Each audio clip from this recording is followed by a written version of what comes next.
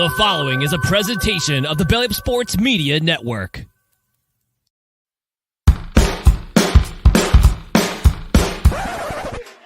Victory Monday!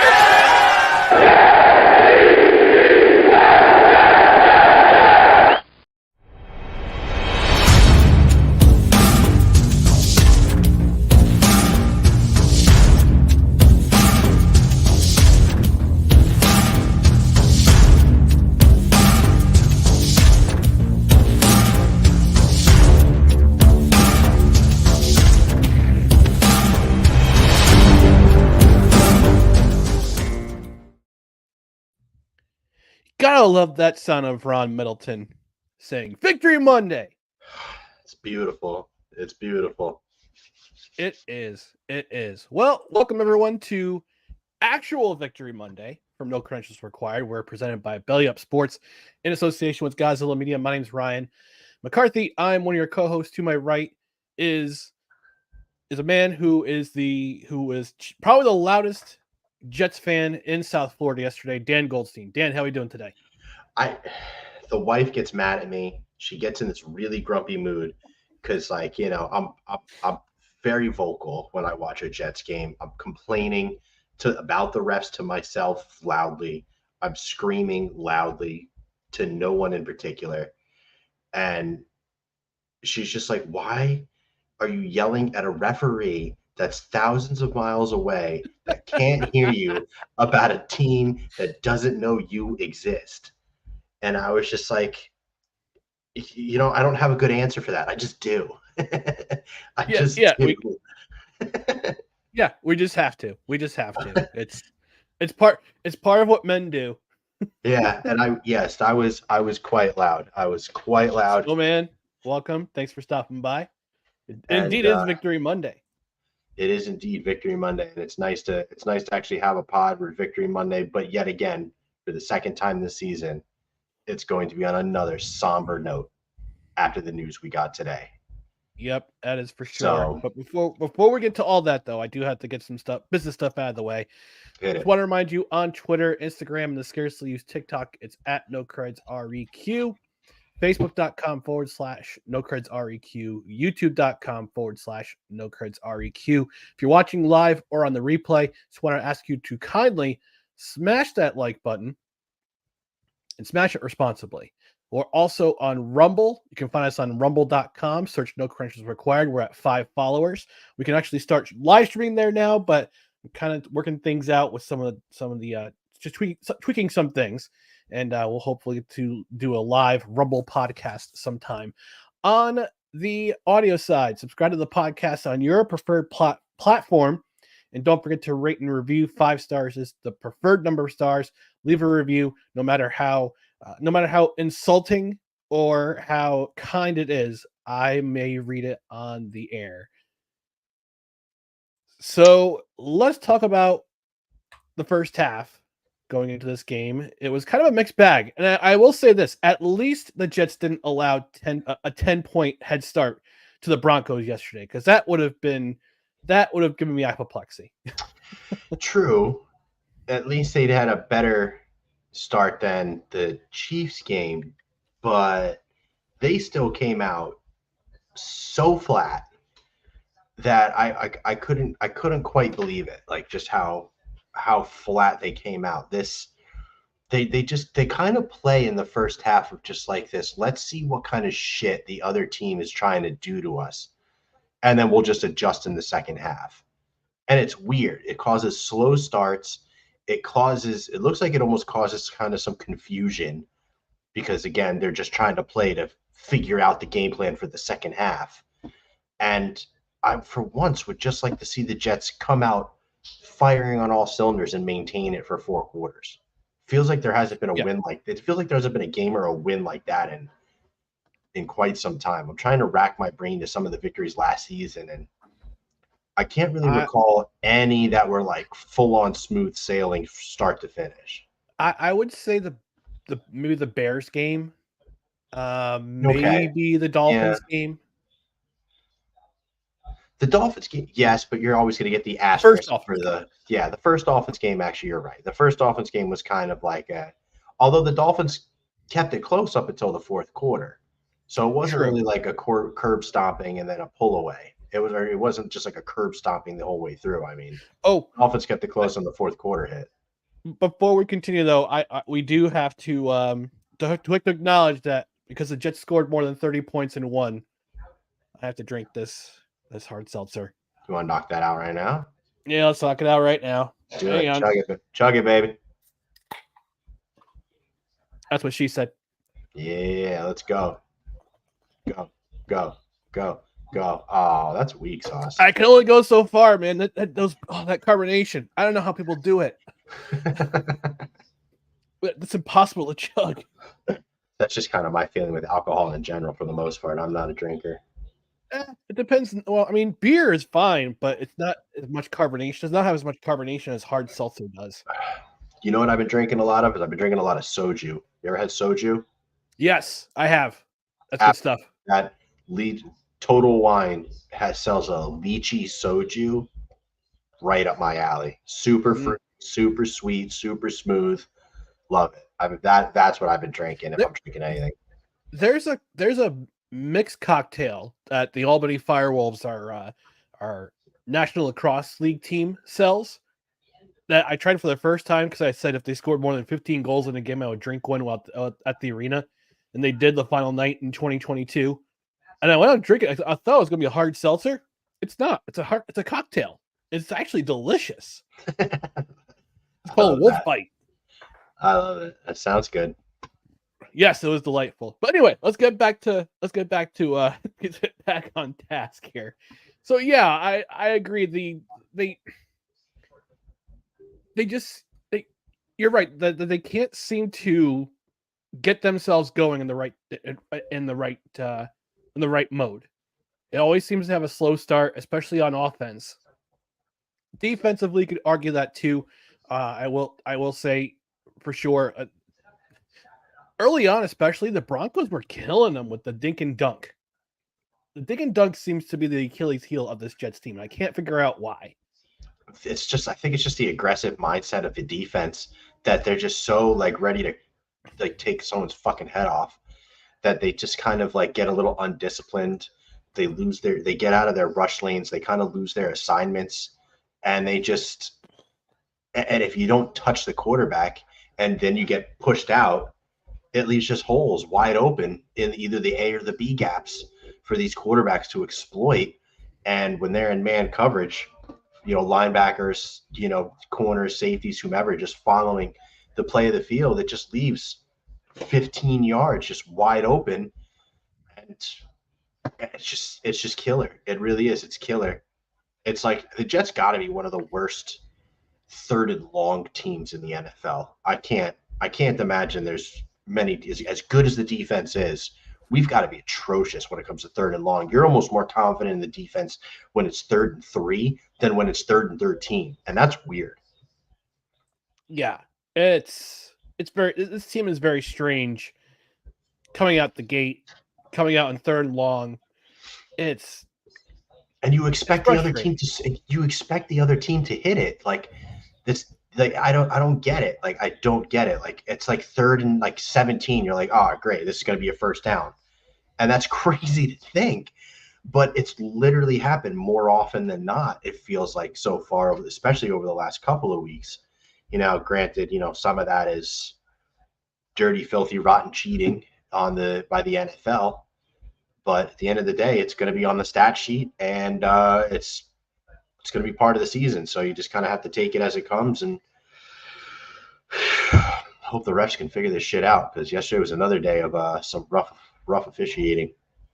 Oh, that's for sure. That's for sure. Let's talk about one of those calls, those non-calls. Yet again,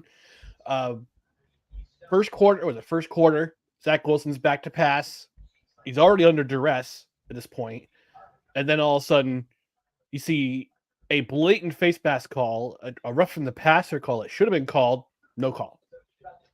I don't see how more obvious it could have been. I mean, he literally wrapped him up, standing up above his neck, right at the bottom of his jaw, all face mask, and just threw him down. And the refs are like, okay. It's amazing. It's amazing. I think the Jets lead the league in apologies from the NFL officiating on how many calls that were blown that were supposed to go in their direction. I think it's pretty established at this point that I don't want to sit here again and complain about the ref, but I think it's pretty I don't want to established either. that, I don't want to either. But it can't be like this forever. It can't be like this forever. It can't be, but it's like, it's pretty clear that there's some sort of, and why it is, I don't know, but it's pretty clear there's some sort of bias that seems to happen when the Jets take the field compared to every other squad. I mean, again, I can't watch every game of all 32 teams. Right. Not, you want to pay me to do it, I'm more than happy to do it, but I can't do it, as is. And I just don't see the same kind of reactions on Twitter and fan bases for other teams with the refs the same way I see it on the Jets. I just don't see it. Like, it is every week, almost once a half minimum, where it's like blatantly obvious the Jets got totally bent over and fucked. And it's just, when is it finally going to go our way here? Like, I mean, the Kansas City, did you see what happened in Kansas City with L'Jarius Sneed yesterday?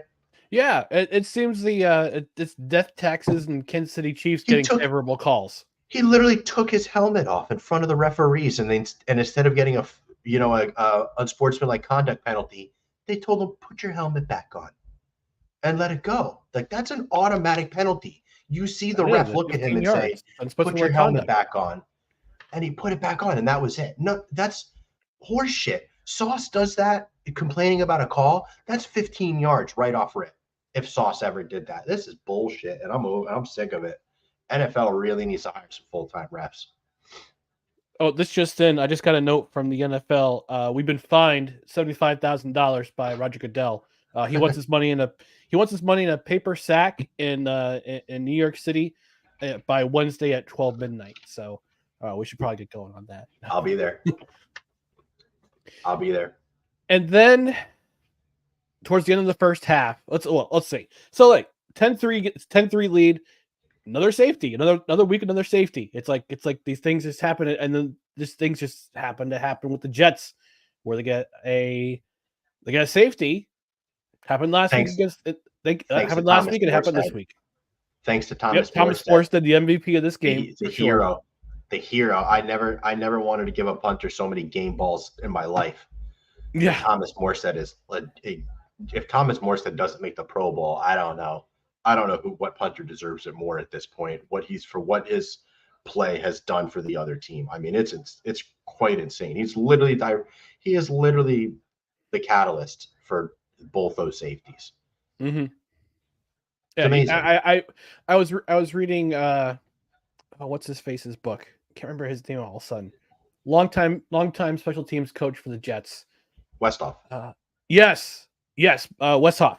I was reading his book on a retreat, and he mentioned Thomas Morstead, and he says he's the greatest punter I've ever worked with, because he just knows what to do.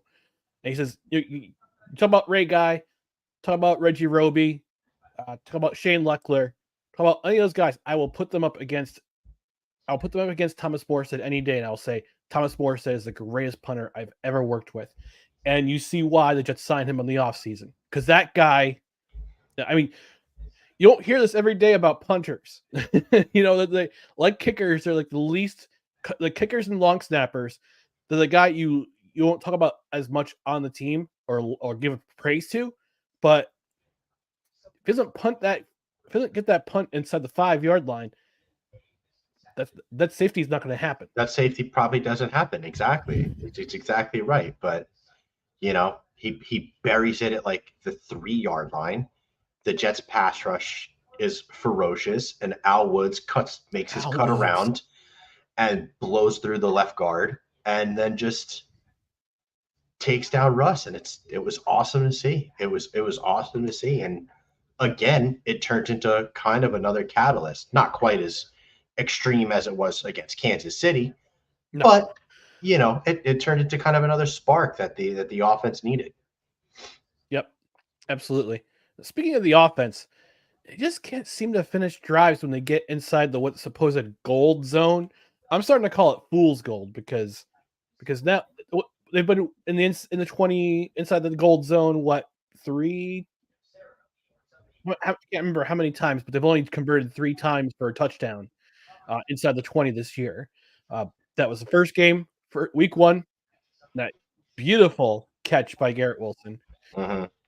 2 times last week, Mm-hmm. but last week this week 0 for 5. 0 for 5. 0 for 0 for 5. Gold zone.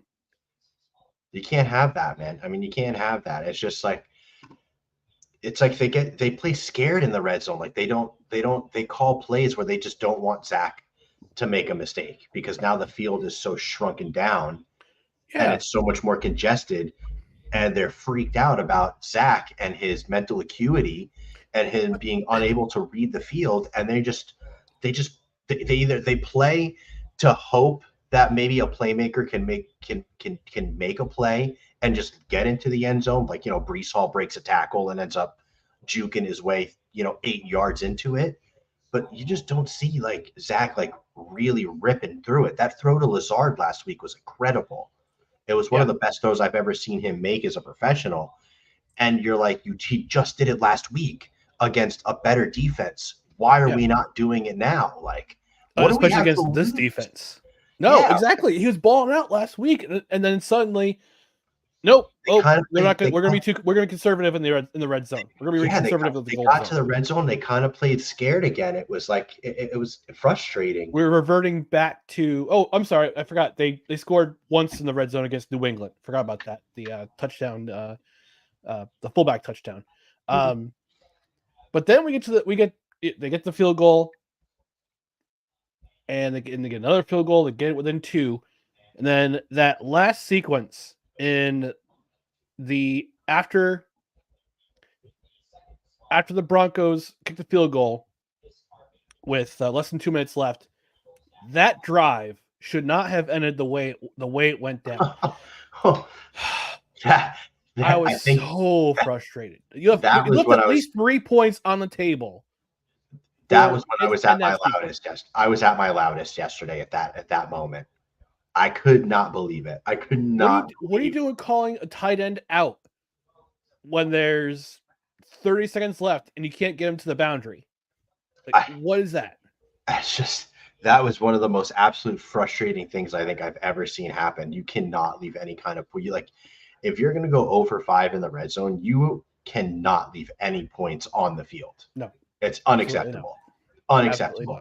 Look, if you had already scored 2 touchdowns and that happened, I'd still be furious, but I'd feel a hell of a lot better because, it's probably 17-10 going into the half, and it's just like, all right, whatever. We're still going to kick the crap out of them. Yeah, or it's 15. It's 15-10. Whatever. 15-10 or 10 or 11-10. Yeah, whatever it was at that point. But when that was middle school football mistake right there. That was a middle school football. Let me ask you this. Was that on Zach for not getting to the line quick, or was that on coaching for not being, I wouldn't say desperate enough to like cognizant enough to recognize, there's X amount of minutes, X amount of time left on the clock?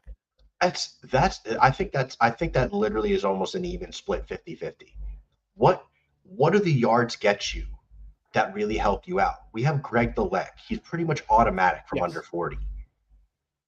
What difference would those yards have made? You either go for the whole thing and throw it out of the back of the end zone if you got nothing, or you get it. Like, there was no in between there. Like, I don't understand why we're running any routes that weren't anywhere near the end zone. And it's just like, you gotta be kidding me with that. That was egregious. And then the only person running up to try and even attempt to spike it is Uzama making the catch. I mean, he sent Garrett Wilson to the other side of the field. What are you doing? Like, he's directing Garrett to move to the other side of the field. You have 3 seconds left. Get on the fucking line of scrimmage and just spike the damn thing. Insane. Absolutely insane football. Beyond infuriating. One of the most infuriating things I've seen in a while. And that's saying something for a Jets fan. Yeah. And let's not forget what happened with 2. Oh, Sorry, my buddy Cool McCain from Eagles Elite Podcast. I don't see seltzer. It's right here, bud. You should have been here earlier when I started chugging it, and He already did it. well, it's almost gone. So Yeah. I gotta keep my whistle wet. Chug another. I just bought the one. I don't do two. Look, listen. I don't do two unless the Jets make the playoffs. And in addition to that, I gotta eat an Impossible Burger. I'll do that with you. All right. I'll do that one with you. Jets make the playoffs. I'll eat an Impossible Burger with you. And Cool's laughing. I'll eat a cheeseless Impossible Burger at that. That's super. Oh, with tofu cheese. Yeah, oh. I'll do vegan cheese and everything on that one. I'll go a full vegan burger on that one. But let's get back to the first half. The end of the first half featured not one but two injuries. We had Mekhi Becton going out with a knee. He would return to the game. Thank God, because I thought I do want to see Billy Turner on the field at left tackle. Then Elijah Vera Tucker. Before that, Elijah Vera Tucker goes out with a calf injury, which unfortunately we find out today he's done for the season with a torn Achilles himself. Why can't the Jets stay healthy in this godforsaken stadium of Mile High Stadium? Why can't we have nice things?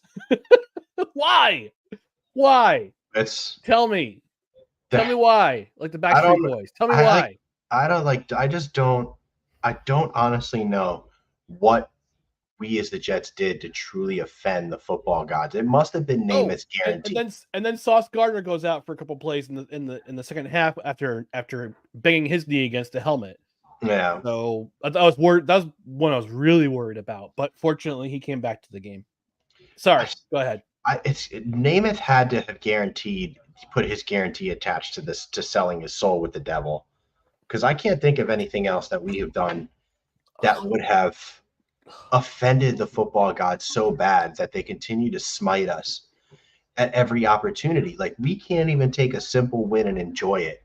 You have to put some sort of caveat asterisk to it to bring us down another peg or two. Like, it's just every time. It's every time. That's what Jake Asman was saying this afternoon. He says we win. How is it we have two wins? We win at Denver last year. We win at Denver last year. We lose Breece and AVT. I think we win one other game. Nothing happens.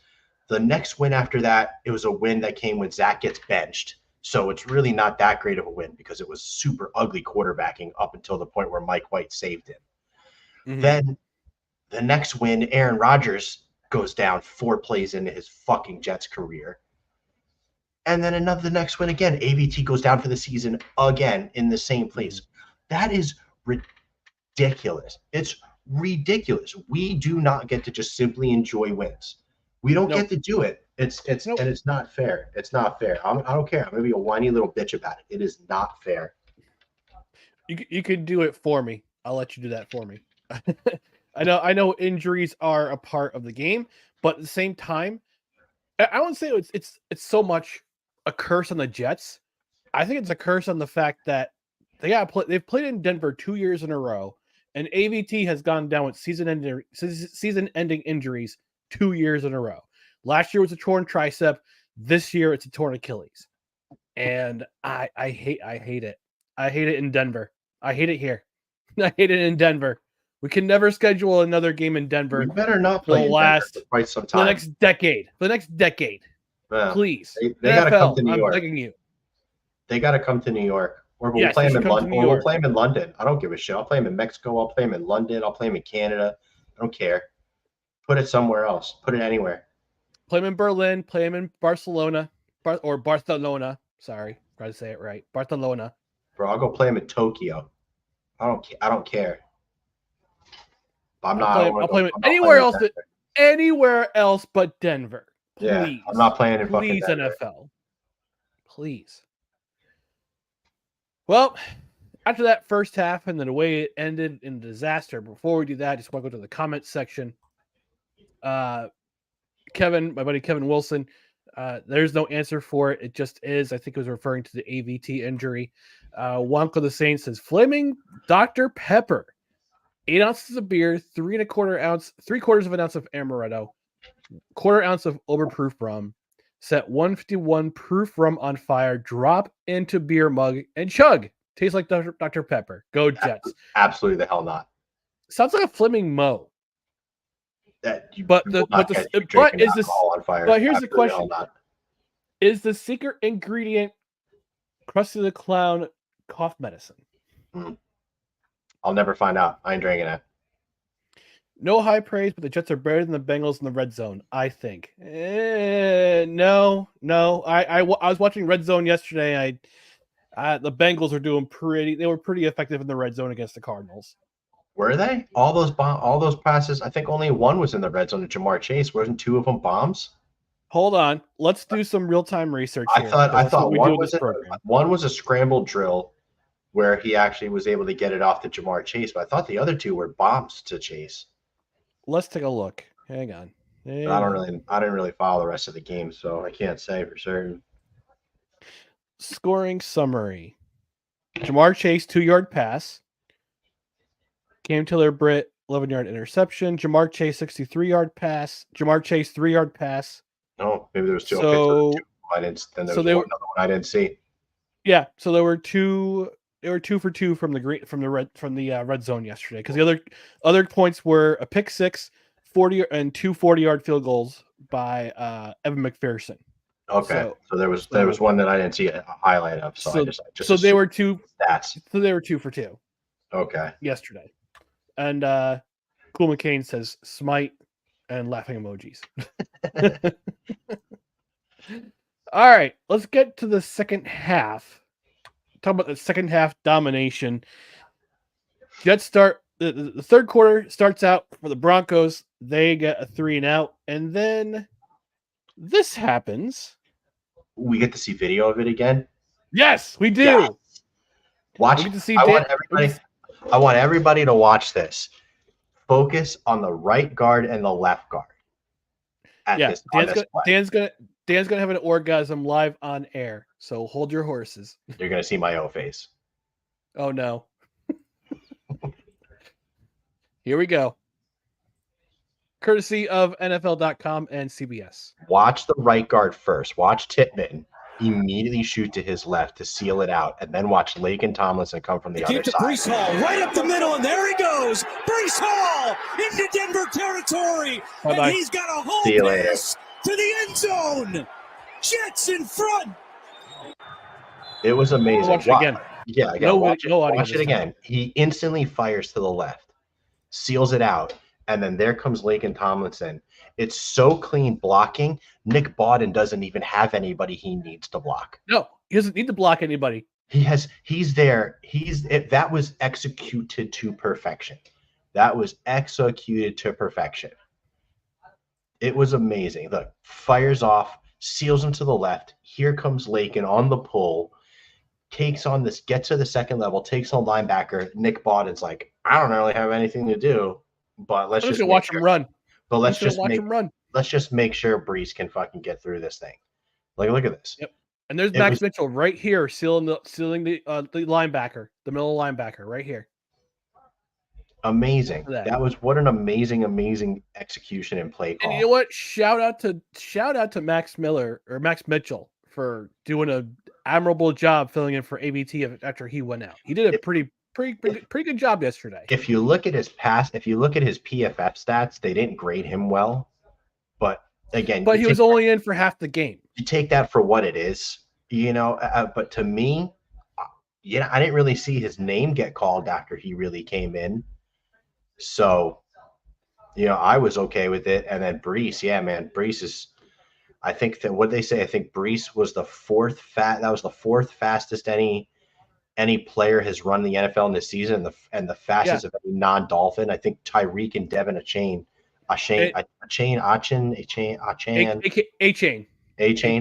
So Devin Achane are the 2 fastest guys right now, and Breece came in with the 4th fastest. I think they said like 21.5 miles an hour or something like that on that run. But here's the thing. Did you hear what he said after the press conference after the game? Or in the locker room after the game, he was being interviewed by the media.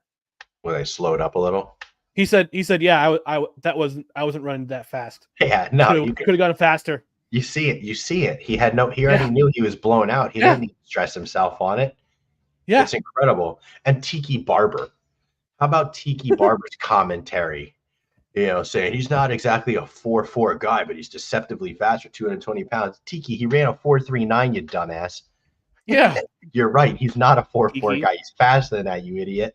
Good Lord. Tiki Barber's the worst, dude. Tiki Barber. He hates the Jets. He has visceral hate for the Jets. He's absolute so bad. Hate. I can't stand him. He's fucking useless as an analyst, as everything. His takes are horrible. So I was glad to see Joe Benigno just dominate him last week. That was a fun clip. That was fun. So second half domination. We talked about the Jets we talked about the offense a little bit. Every drive except for the last drive was a scoring drive. Touchdown, one play, 72 yards, then another field goal, then a field goal, then a field goal, then that unfortunate interception by Zach Wilson at the end, which with holding call that was not called on Patrick Surtain, by the way. But let's talk about the defense. This defense came out with their ears pinned back. And here's the summary of the drives for the Broncos. First place from scrimmage, first possession of the third quarter. 3 plays, 4 yards, punt.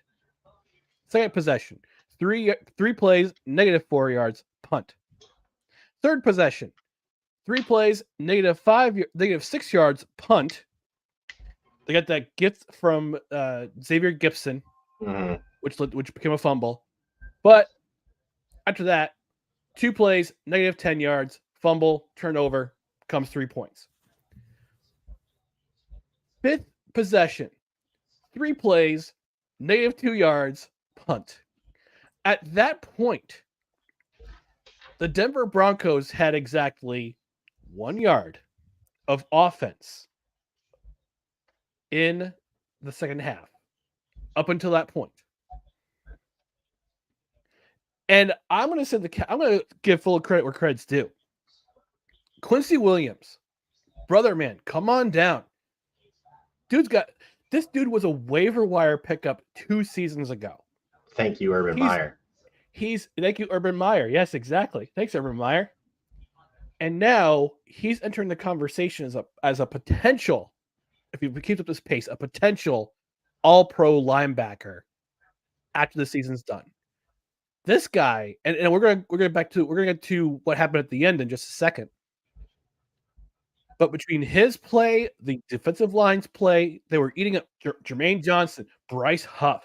Bryce Huff has Pro Bowl written all over. I am ready to pay. I'm ready to blank check Bryce Huff. Blank check his ass. Give him a lifetime contract with ownership in the team at this point. Give him equity in the Jets.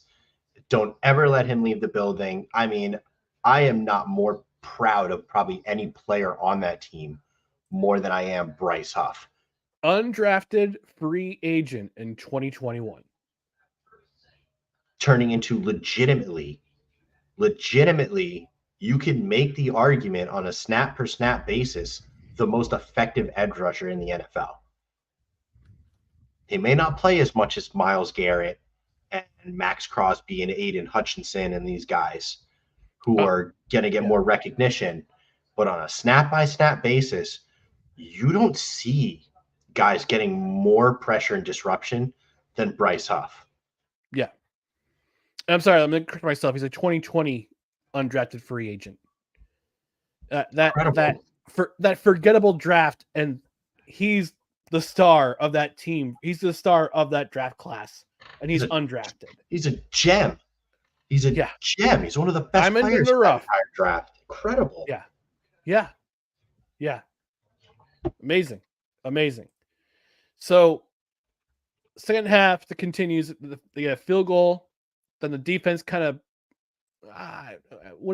do I dare say, takes their foot off the gas a little bit with that 10-point lead. It's tough to say what they did on that one there. But that 15-yard penalty by Breece Hall, which was kind of I mean, the helmet-to-helmet thing was really face mask to face mask. You looked at it. I don't like it, but you should call it for what it is. It's kind of wishy-washy, but you do have to call it. So I get it. It still sucked, but I get it. Yeah. But so which leads to a touchdown, a second, and a 2-point conversion, which was a redo off of a holding call by Breece Hall. No, he held. I was so mad when they showed the replay. He held because C.J. Mosley absolutely destroyed Russell Wilson on that play. Yeah, and we didn't get the joy of it at all. Let's give another shout out to C.J. Mosley, man. Ooh, that was second or third best game I think I've ever seen him play as a New York Jet. He almost could do no wrong. That was amazing what he did. He was everywhere, made the right decisions, had everybody lined up where it was supposed to be.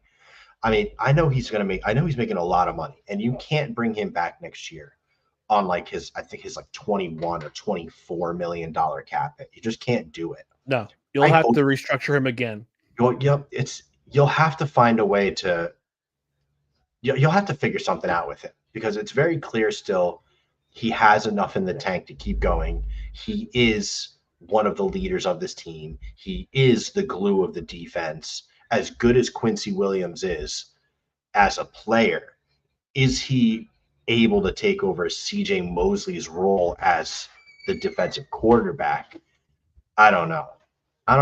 It's just like I almost don't want to risk it. I almost want to get one more season with C.J. Mosley in there to really make sure Quincy Williams understands the full position of what he'll have to entail, and then let him take over after that. I want another season of C.J. Mosley. I'm pretty sure I said before the season to you, I said I was for sure like this is the final season of Carl Lawson and C.J. Mosley. And while it is a set in stone goodbye to Carl Lawson, you may not even be. Yeah, it's a foregone conclusion. Carl Lawson will either be waived, or he'll be a trade, or he'll be inactive the rest of the season, or he'll be a trade. I imagine at the trade deadline. I imagine he'll probably go to the Raiders for like a day 3 pick swap kind of a thing. It'll be like Lawson in a 7th for the Raiders 6th, just for the Raiders to take on his salary and just let him at least try and get some playing time elsewhere. Because it's very clear you're very much the most ineffective guy on the defensive line here. Right. And there was a reason why they drafted Will McDonald. I mean, besides, and Breece Hall coming into his own as a pass rusher on that team off the edge, man.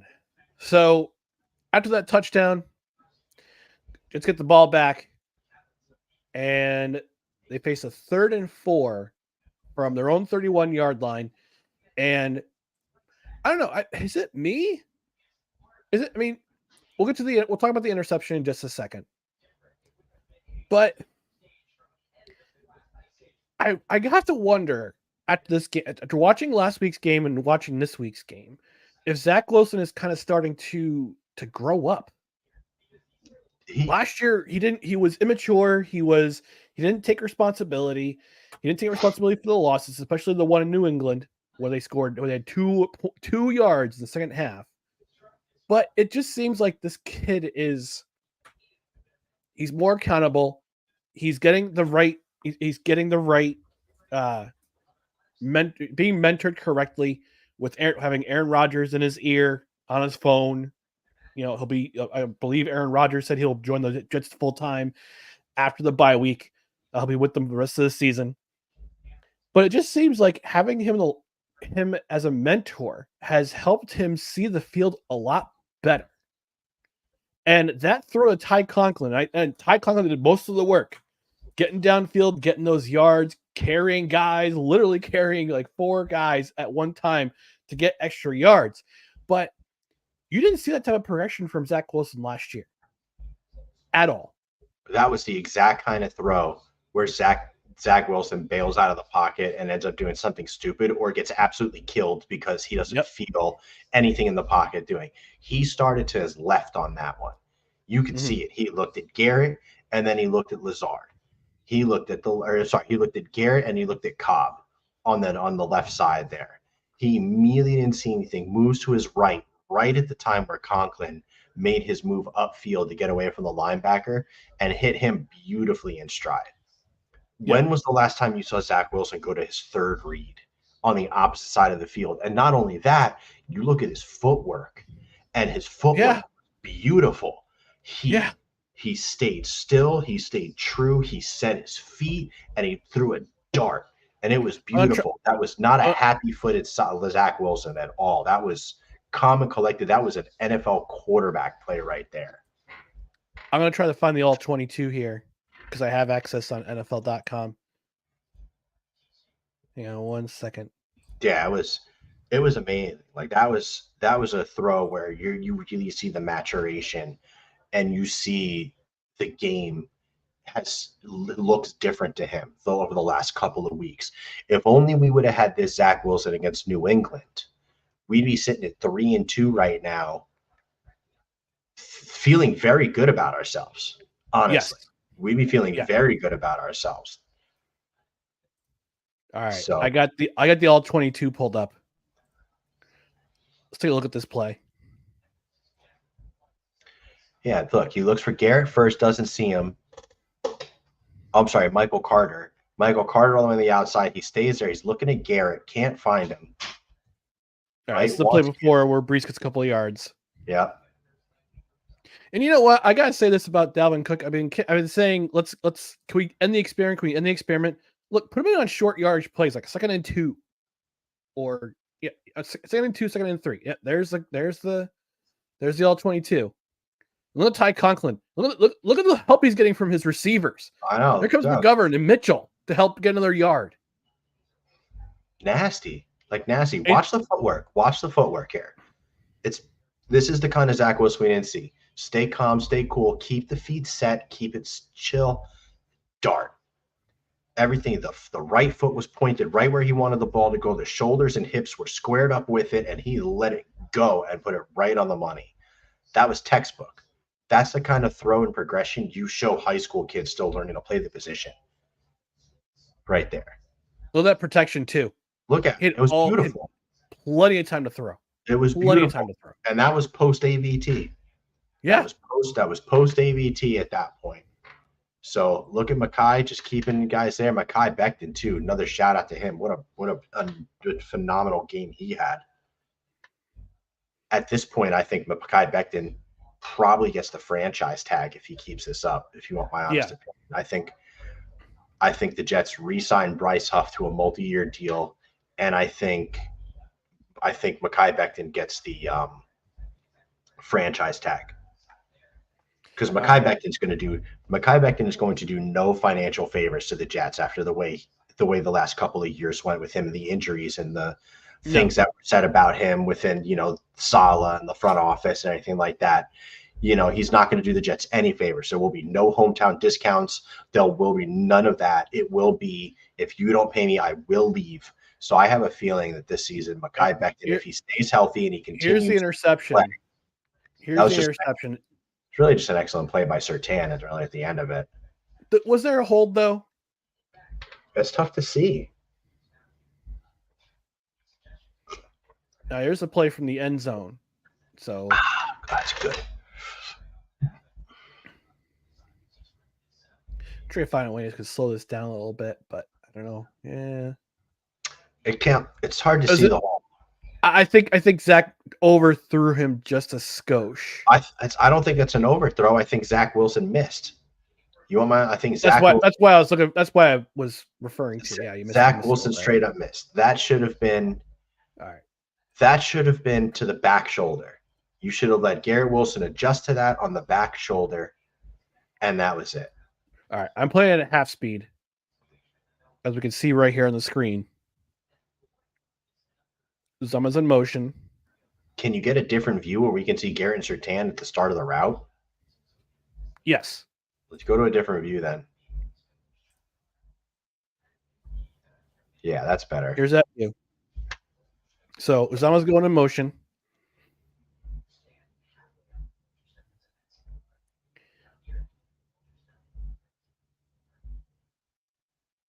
So Garrett with a clean release outside, stutter steps. Surtain's with him the whole way. You had Lazard open. Not Lazard. Cobb. You had Cobb open. Right here. Watch Cobb. Yeah, Wilson's in the slot. Here's Cobb right here. He's coming across the middle of the crossing route. Oh, God, yeah. He's open. He's open. It's a shame. It would have required Zach to hold the ball for another half a second, and who knows what could have happened because but he had good close. But he could have pulled protection. That one off. Yeah, he could have pulled that one off. See, that's where you wish Gibson or Harvin were in, or not Harvin, excuse me, Gibson or Hardman were in there, because their speed would have allowed them to get open a lot quicker on that route than Randall Cobb's speed is going to. And that could have been the whole difference right there. You have Mecole Hardman running that route, or in this case, Xavier Gibson running that route. He's going to get to that point a lot faster than Randall Cobb is. Now, I think the next play is the Quincy Williams sack. Oh, that was a thing. That was just off right here,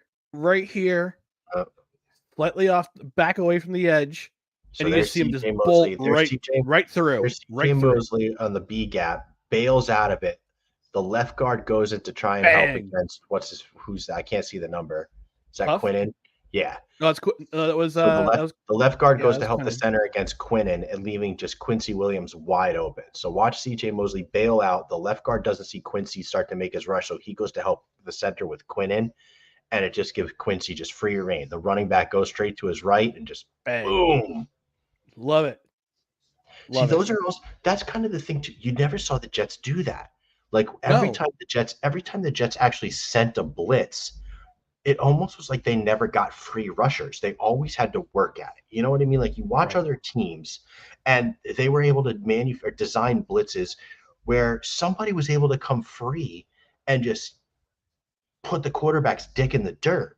And it just seemed like the Jets never had to do that. Quinnen always had to work through somebody. JFM always had to work through somebody. Bryce Huff always has to work through somebody. Here's game right here. No, wait, that's not game. This one isn't. But both the blitzes by Quincy Williams on this one, they were designed so beautifully that they were free rushes. And on the screen, yep, there he comes. Here he comes. Boom. Ball's out. May I also say, too, you have to give big credit to Will McDonald on that one. Yes. Because the rush plan on that one, hands down, was decided upon before that snap.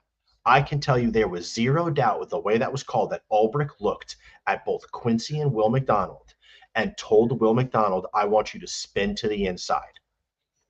Because watch what happens to the right tackle when he spins to the inside. That right there is what frees up the lane for Quincy Williams. Boom. Yep. He has to go inside, leaving him wide open free for Quincy. Yep.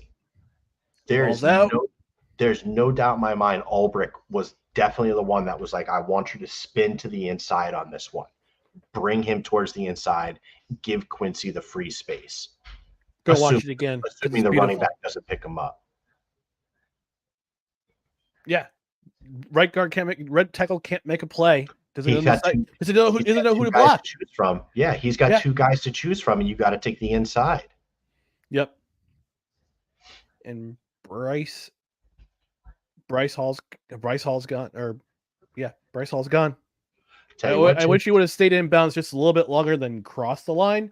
That's the one nitpick you can have. Like, I kind of wish you had kind of just kept going for another 3-4 seconds on the end zone line there to drag out the clock just that little bit more. But ultimately, the game's over at that point. I mean, we're not. No. We're not going to have a. I think that's what he was trying to do. But I think with the snow cap game with the white helmets and the white end zones, the lines might have gotten a little confusing. But not gonna really nitpick. It's a touchdown. You go up 10 with less than a minute left. Fait accompli. Honestly, it was a great game to watch. It's just unfortunate that we have to take it on a sour note thanks to the ABT news. So that's always unfortunate. I would love to celebrate a win as a win for a win. That's a dominant win with no caveats or asterisks attached to it. So I still await that victory Monday that we get the podcast we get to have.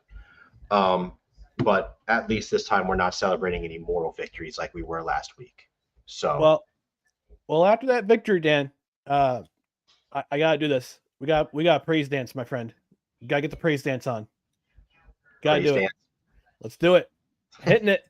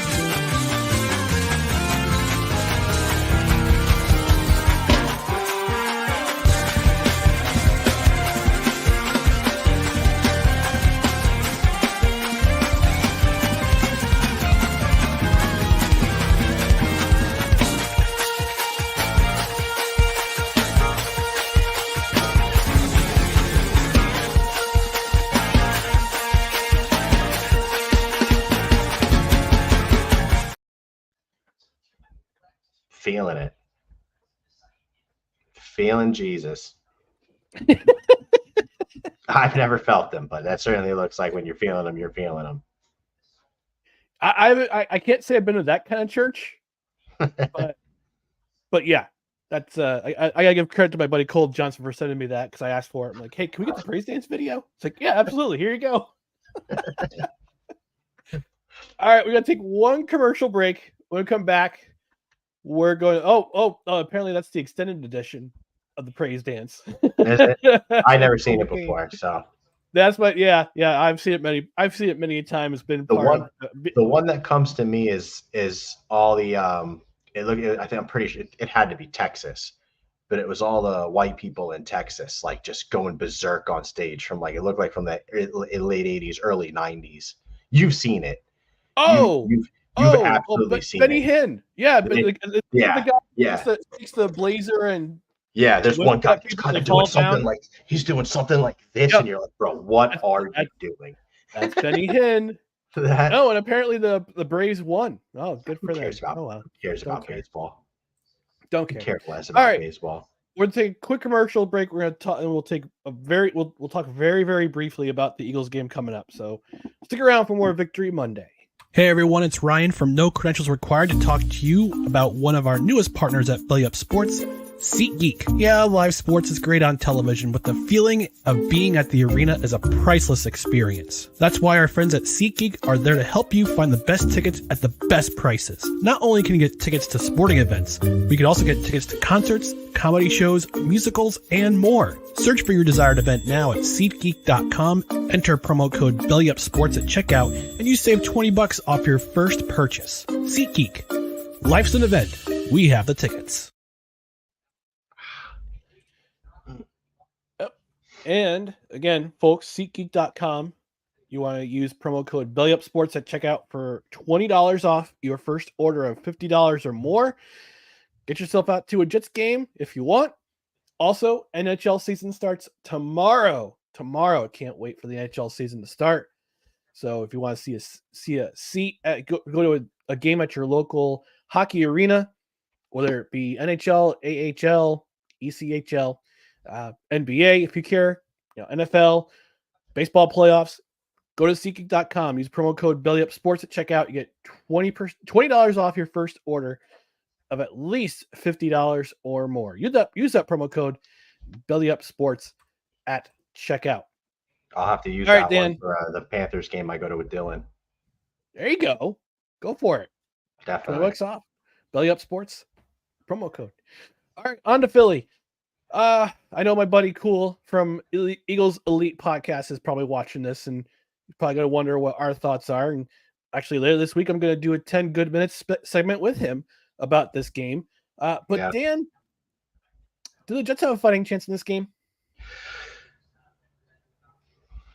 Any given Sunday applies. So, I mean, right. I guess they have a chance. I certainly wouldn't put any money on it. Right. Because the things that the Jets don't do well, the Eagles know how to exploit. Right. I imagine I would definitely take the over in Jalen Hurts rushing yards, and I would definitely take the over in Jalen Carter sacks. So if you're somebody that's a prop better, I would absolutely hands down be betting whatever the over is right now for rushing yards for Jalen Hurts and for whatever the sacks is for Jalen Carter. Because this is going to be a big test for Joe Tippmann and Laken Tomlinson, more so Tippmann, to see if they can contain Jalen Carter, who looks like an absolute monster.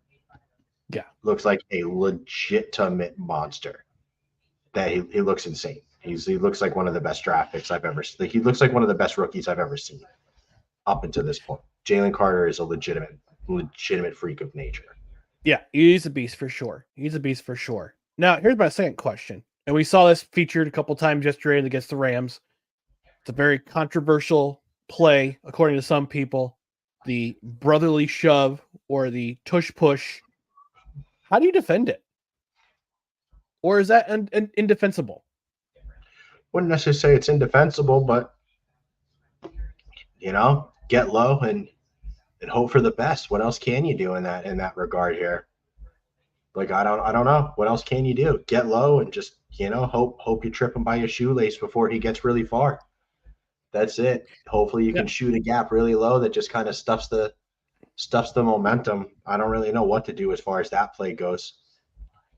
The way to stop it is don't get yourself in that situation. Keep him 4th and 3rd and above that. That's really it. Keep it above 4th and 3rd and your 3rd and 3, 4th and 3, and you may not have to worry about it. Yeah. Do you think that play should be banned? No. I don't see why not. It's a legitimate play. I don't think so either, because there's lots of people on social media calling for the ban. And I said, listen, if you can stop it, find a way to stop it. That's all I can say. Yeah. No, I don't. What's to ban it? No, it's not. It's not overly dangerous in comparison to any other play. It's not. It's just, you got to give credit where credit's due. The Eagles figured out some sort of almost trick play cheat code, and they figured out how to work it damn near to perfection. So you should use it as often as possible. Why not? The rest of the league's opinions be damned. You play to win the game. Yeah, I watch. I mean, I watch rugby. I used to play rugby, and this is a rugby type play. This is what is called a maul. MAUL. It's where you have a line out from the boundary, and you toss it into a teammate who you lift up in the air. You bring them down, and you just bring all the rest of the players together, except for the backs, and you just drive the ball towards the end line. It's basically a maul. That's all it is. It's a maul. And rugby is football's grandpa. All right. Pretty much. This is a rugby style play. There's nothing in the rules against it. That's all I can say is that just figure out a way to stop it. You shouldn't ban it. There's no injuries. Nobody's gotten hurt. Yeah, exactly. There's nothing to ban here just because you think it's unfair. I mean, we weren't calling for the ban of the Wildcat when that came out. You just had to figure it out. Like, that's all it was. You just had to figure it out. That's all you could do. Figure out how to stop it, how to beat it. It's football. I mean, this game is all about innovation and ingenuity, and who can reinvent the wheel. And Philadelphia's figured something out, and that's really, again, can't fault them for it. There's zero reason to ban it. Yep. Now, what are the key, I gotta ask you? I have some thoughts about this too, but maybe I'll talk about them more on 10 good minutes this week with Cool McCain. But what are your keys for the Jets to actually finally get a regular season win against the Philadelphia Eagles? Because this is the only team that the Jets have never defeated in the regular season. is the Philadelphia Eagles. You find a way to spy Jalen Hurts. You have to contain Jalen Hurts, keep him within the pocket. You have to figure out a way to get past their tackles. I mean, because arguably Mailata and Lane Johnson may arguably be the best tackle duo in the NFL. Lane Johnson has given up a sack since 2020. Legitimately has not given up a sack since 2020. I read somewhere today. So you got to figure something out to try and beat them. Keep him in the pocket, play contain. Obviously, hopefully we have DJ Reed should be back, so we should be hopefully full health for AJ Brown and Devontae Smith. I'm not so worried about the tight ends anymore with the emergence of Quincy Williams. So it'll be fun to see Quincy Williams versus Goddard in the midfield in that matchup, and then just play your game on offense. Like just play your game on offense. Get Zach in rhythm. I mean, there's nothing. You don't need to do anything differently against Philly on offense than you would any other team. Get Zach comfortable. Get him going. Get some momentum going. Throw the damn ball on first down. Incorporate some play action in there. Let Breece cook, and just don't make any boneheaded mistakes. It's really what it comes down to. Don't give them any free possessions. You have to play clean against a team like Philly. You can't shoot yourself in the foot with penalties. Again, but you can say this about every game throughout the season. It just means more against teams like Philly and Kansas City, where you have to play damn near perfect ball in order to squeeze out this victory. So if I'm them, I'm spying Jalen Hurts with either Tony Adams or Jamie and Sherwood more often than not. Getting Zach in a good rhythm, and I'm trying to get Breece Hall going quick and early to set up play action on first and second downs to really keep Philadelphia guessing. Now here's an interesting stat. So I'm looking at Pro Football Reference. Philly has allowed the 6th most passing yards in the NFL this year with 1,238. They've also allowed 11 touchdowns. Rushing wise, they're second in yards allowed with only 306. So, I mean, it could be the case where they're playing teams that don't run the ball a lot. I mean, we saw that yesterday with the LA Rams. LA Rams are allergic to running. Sean McVay's allergic to running the football. They don't have anybody good enough to do it consistently. Yeah, that too. So if you get Breece Hall going early, which will lead to on offense, you can get Breece Hall going early. It'll make the Eagles respect the run enough to do plenty of play action, plenty of rollouts to the right or left for Zach Wilson to find receivers, to find whether it's tight ends or Garrett Wilson or Alan Lazard. And on defense, like you said, don't make any boneheaded plays. Spy Jalen Hurts with somebody, whether it be Sherwood or Tony Adams. Make sure he's contained, and have Sauce stick to AJ Brown's hip for all game long. You have to be very disciplined in this game. You can't have 9 penalties for 70 yards and have massive backbreakers on both ends. You can't give them free plays on defense. You can't, especially 3rd and 4th down penalties on defense. You can't have it. You cannot give away possessions to Philadelphia. No. You will pay for it if that happens. You can't hold them to a 3rd and 15 and then get called for a holding and let them go to 1st and 10, because then they will make you pay. They won't make the same mistake in the same drive. You do that once, you're done for. You may as well just put some points on the board then. I don't even care if they're at their own 15 and that happens. You do that one time, they're going to get into scoring position and they're going to put points on the board. Be disciplined, be smart, and just be ready for a dogfight, man. Just be ready for a dogfight. Philadelphia is legitimately one of the, arguably a top 2-3 team in the NFC. I would argue probably the only team right now better than them is San Francisco. Yeah. At this point, yeah. San Francisco is my early pick for Super Bowl. I don't see Brock Purdy's incredible. The defense is amazing. Brandon Ayuk is amazing. Christian McCaffrey is incredible. They're literally all as perfect a team as you can get. Yep, it's true. It's true. Well, hopefully, Jets get to 3-3 by the bye, and they're in contention for a playoff spot. But we get a nice little bye, nice little break, and then we get to play the Giants. I can't wait to play the Giants.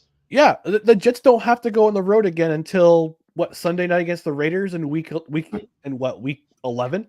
That's correct. So they're gonna be in New York, New Jersey for a month.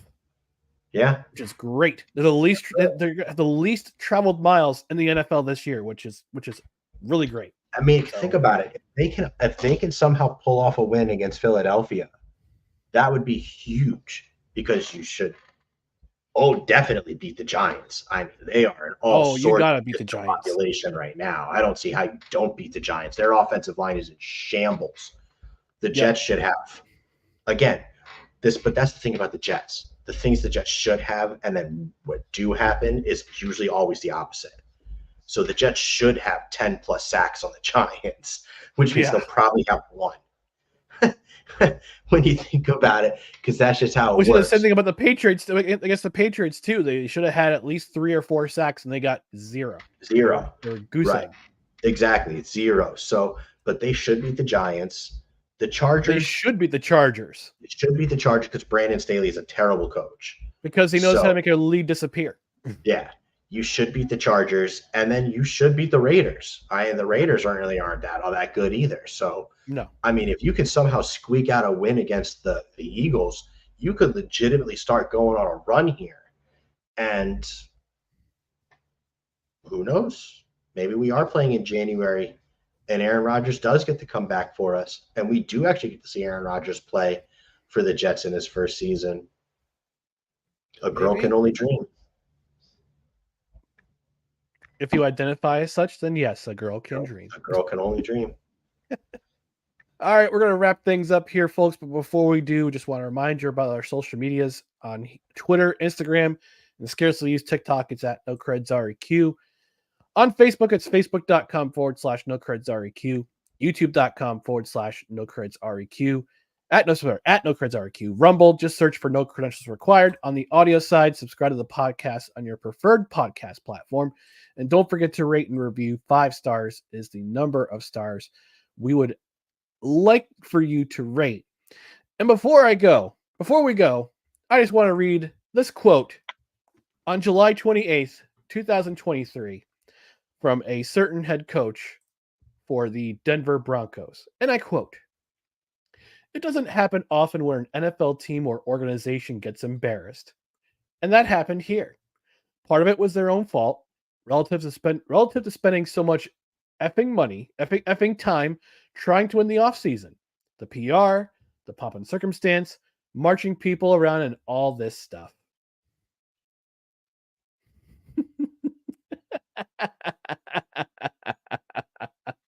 That's what I have to say to that. Well, that's going to do it for this edition of Victory Monday from No Credentials Required, presented by Belly Up Sports in association with Godzilla Media. For Dan Goldstein, I'm Mike McCarthy. We'll see you next time. And Sean Payton's trash. Sean Payton is trash. Trash. Garbaggio. Straight Garbaggio. Victory Monday!